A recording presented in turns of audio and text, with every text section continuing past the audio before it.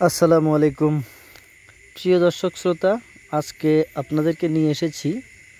আমরা অনেকেই শখের বশে সবজি চাষ করি। সবজির বৃহত্তম একটা সবজি হচ্ছে তিত করলা। এখানে আমরা অনেক কিসিমের তিতা করলা বলি, কেউ অন্যেরা অন্য অন্য নামেও ডাকে। আজকে তিত করলা আসলে আমরা যাই ফলাই, তিত করলাটা কিন্তু বেশিরভাগ আলপোকায় নষ্ট করে, যেটাকে কেউ খুদুরি বাল্লা বলে, কেউ মাছি পোকা বলে, বা অন্য অন্য এক একজন এক এক কিছুই বলে। আসলে এটার নাম হচ্ছে আলপোকা। এই আলপোকা খুবই ছোট আকারে যখন থাকে তিতা করলা, তখন মনে করেন তাদের ফজিটরটা দিয়ে তারা ওখানে ডিম পেড়ে দেয়। তখন এই বাচ্চা করলাটা ক্রমে ক্রমে নষ্ট হয়ে যায়। দেখুন, আমরা অনেকজনে কীটনাশক ব্যবহার করি, কিন্তু কি করা, এই এমন একটা সবজি, এই যে দেখেন, এটাকে আলপোকায় আক্রমণ করার কারণেই এটা নষ্ট হয়ে গেছে। তো মূলত আমরা একটা পদ্ধতি মনে হয় অবলম্বন করলেই এই জিনিসটাকে রোধ করা যায়। যেহেতু কত টাকার ঔষধ দিবেন আপনি, যত টাকার কীটনাশক দেবেন গাছে ফলে এবং কিংবা আপনার এটা কুলায় না।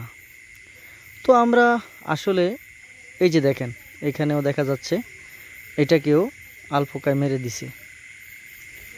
তো হ্যাঁ, আমরা কেউ তাবিজ লাগাই, কেউ ফরামন ফাঁদ দেই। এই যে দেখেন, এই হলুদ ছিটে হয়ে গেছে, বাদামি কালার একটা বিচি হয়ে গেছে এখানে।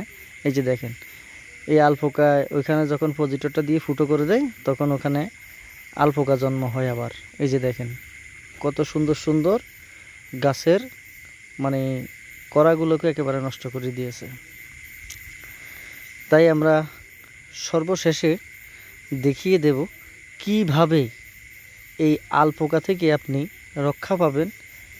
100 ভাগ যদিও না হয় 80% আপনি তিতা করলা কোনো ওষুধ ছাড়া, কোনো দাবাই ছাড়া আপনি রক্ষা করতে পারবেন এই তিতা করলা। দেখুন, এখানে অনেকগুলো তিতা করলা রয়েছে যেগুলাকে এইভাবে পোকায় ধ্বংস করে দিছে।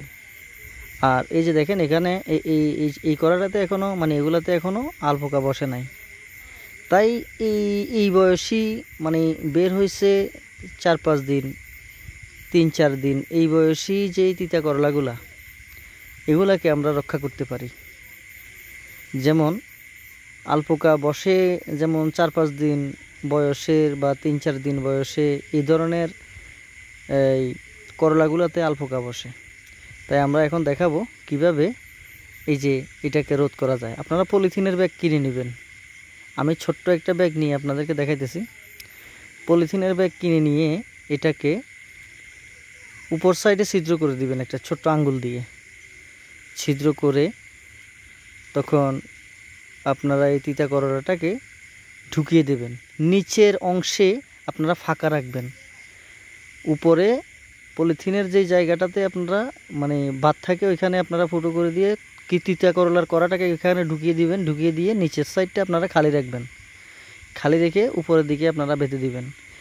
যেমন আলপোকা আসি সরাসরি বসে ওই করলা গাছ করলার ভিতরে, কিন্তু এখন আর আলপোকা সরাসরি করলাতে আসতে পারবে না। এই পর্যন্ত এইভাবে আপনারা করলা রক্ষা করতে পারেন। আল্লাহ হাফেজ।